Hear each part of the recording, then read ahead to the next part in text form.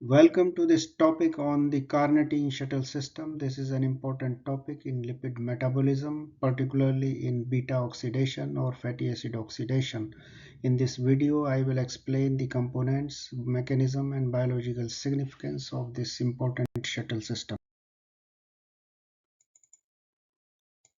I will present briefly an overview and the significance of Carnitine shuttle system.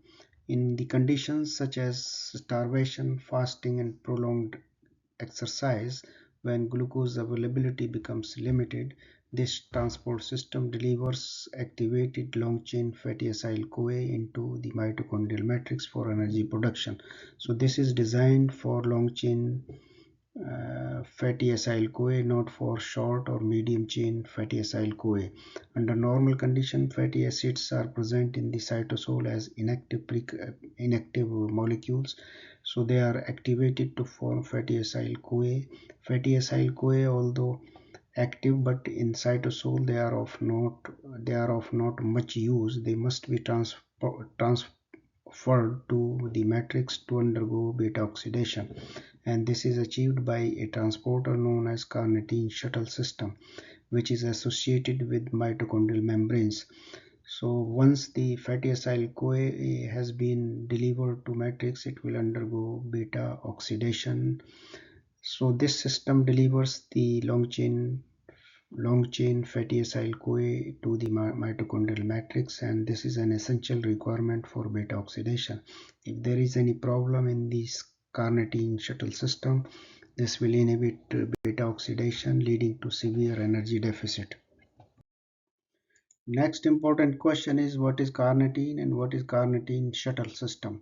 Carnitine basically is a Greek word which is derived from carnis, which means flesh, meat, or muscle, and the name is given so because this was isolated or discovered first in the muscle.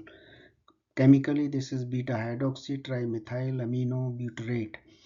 This chemical is present in all compartments of the cell, including cytosol, intermembrane space in mitochondria, and matrix of mitochondria.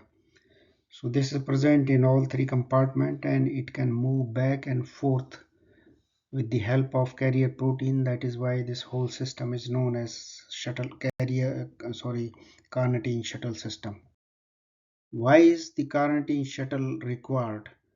As you know, the long chain fatty acyl-CoA cannot cross the inner mitochondrial membrane because of A, their larger size, molecular size, B, their association with highly negatively charged CoA moiety, and the third one is absence of transporter for long chain fatty acyl-CoA in the mitochondrial membrane.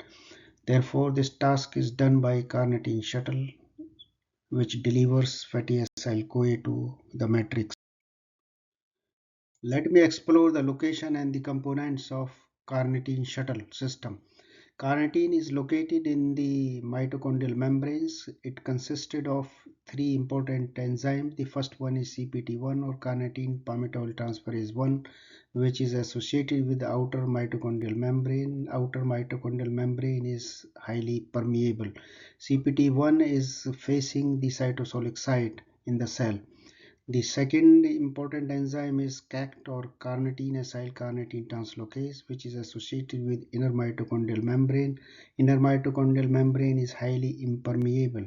The third important enzyme of this system is CPT-II or Carnitine palmitoyl transferase 2, which is also associated with inner mitochondrial membrane but facing the matrix side of the mitochondria. So these three enzymes, CPT-I, CPT-II, and CACT, form Carnitine shuttle. I would like to discuss mechanism of Carnitine shuttle system, or how the active fatty acyl-CoA is transported from cytosol into mitochondrial matrix.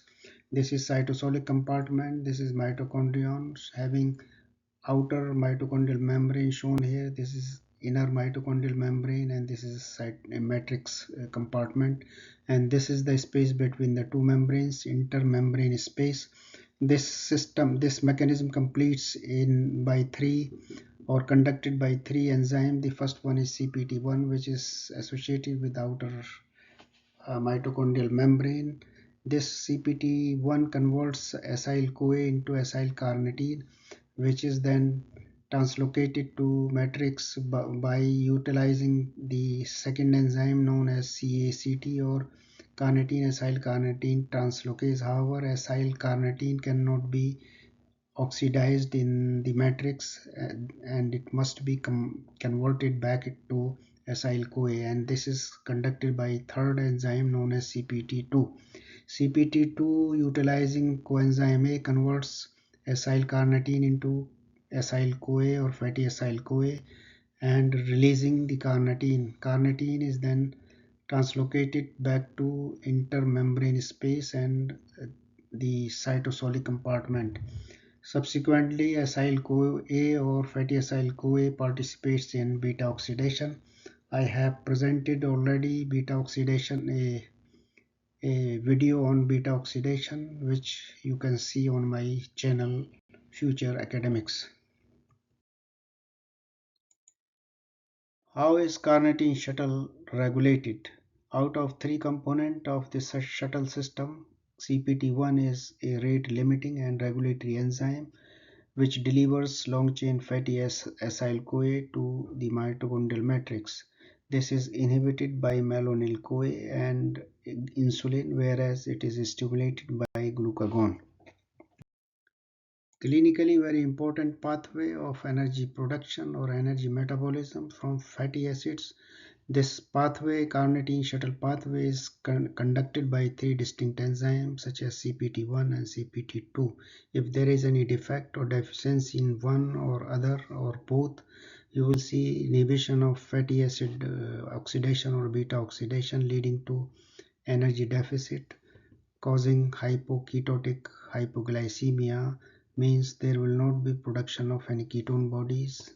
Therefore, there will be severe energy deficit and the patient will show fasting and an exercise intolerance. Fasting intolerance will be manifested by CPT-I deficiency, and exercise intolerance is elicited by CPT-II deficiency. Thank you very much for watching this video. Please like it, share it, and subscribe it.